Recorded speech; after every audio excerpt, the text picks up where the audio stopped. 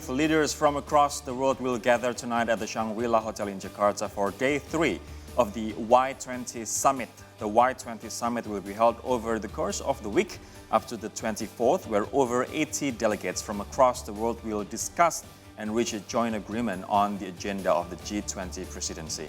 And to know more about the event, we now join our reporter Arya Siddhartha and video journalist Reza Anindita. Arya, what do you have for us on the third day of the summit?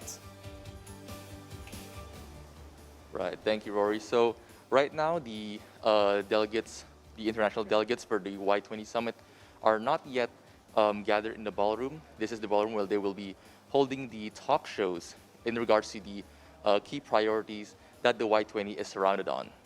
So just a bit of background, the Y20 or Youth 20 will focus on issues that are most pressing to today's youth. So obviously, first of all, the 4 key priority areas that will be discussed by the Y20 summit will involve things such as youth employment, digital transformation, sustainable and livable planet, as well as diversity and inclusion. So the main event for today will revolve around the latter 2 topics, which are diversity and inclusion, as well as sustainability and a livable planet. Notable guest speakers that will be present for the talk show include Minister of Tourism Sandiaga Uno, as well as the Chairman of the Indonesian Chamber of Commerce, Mr. Arsyad Rashid. However, prior to the talk show, the international delegates had themselves a little bit of R&R, as they were given a tour of Jakarta. They visited, among others, some notable landmarks of Jakarta, such as the Thousand Islands, as well as other iconic landmarks such as Istiqlal Mosque, as well as the Jakarta Cathedral.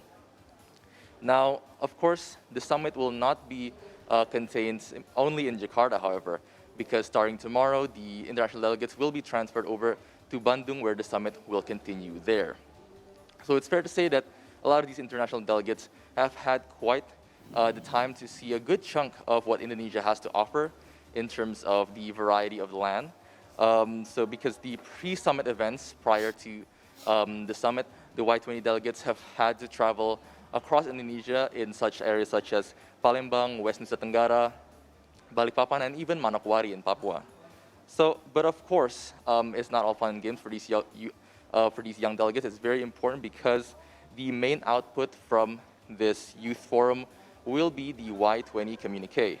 Now, this Y20 communique will comprise a set of policy recommendations that have been drafted up by the international delegates, which will then be discussed finally with the G20 leaders during the main summit that will happen this November in Bali. Back to you. Arya Siddhartha, thank you so much for the report from Shangri-La Hotel in Jakarta.